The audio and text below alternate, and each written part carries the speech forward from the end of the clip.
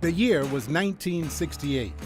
It was a time of turmoil and trouble that threatened to pull our country apart.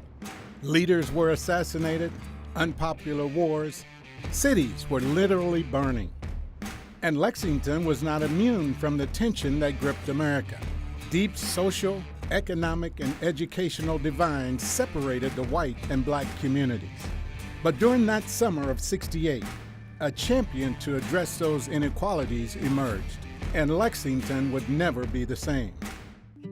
The Urban League of Lexington was granted a charter on May 17, 1968, and thus began 5 decades of service to assist African Americans and disadvantaged citizens in the achievement of social and economic equality.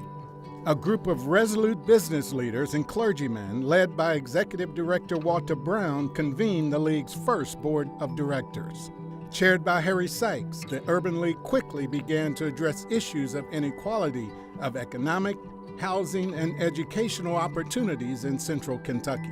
And within 1 year of the founding, P.G. Peoples joined the Urban League and began what will become 49 years, and counting, of a leadership role in the organization.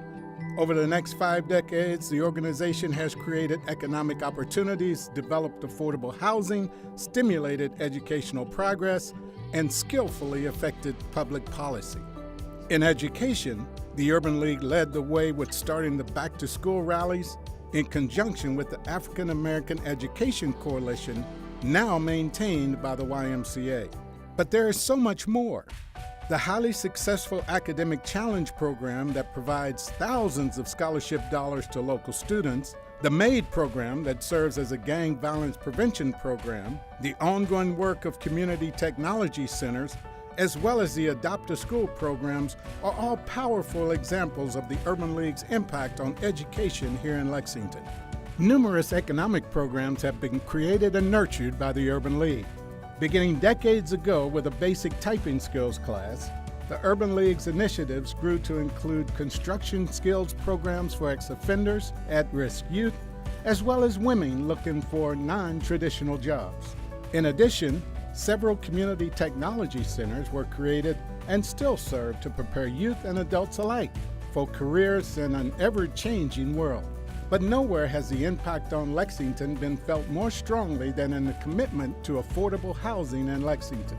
Starting on a project with 4 shotgun homes on Chestnut Street, the Urban League's efforts in affordable housing has led to the building or renovation of 260 homes and apartments, with a cumulative value of over $26 million. In essence, they have helped stabilize and energize home ownership in our city's core, specifically in traditionally African American neighborhoods. From the Russell School apartments to the single-family homes on Elm Tree Lane, the Urban League is at the forefront of affordable housing, both rental and home ownership. The League has always served as a powerful voice and advocate for shaping public policy through conversation and collaboration with city government, law enforcement, and education organizations. When a race-related crisis emerged and that crisis was averted, you could look and see the leadership role the Urban League of Lexington played. They have kept Lexington moving forward without leaving anyone behind. They have been a voice of reason, but a firm voice when it comes to addressing inequality. So when you see a diverse crowd walking shoulder to shoulder on Dr. Martin Luther King Day, when you look into the smiling face of a student holding a scholarship letter, when you watch well-trained craftsmen at work on a construction site, when you meet a confident young African American professional, when you witness tears of joy in a first-time homeowner, think of the Urban League of Lexington. Think of 50 years of service and a bright future ahead for all of Lexington. And think what a difference the Urban League has made in our community.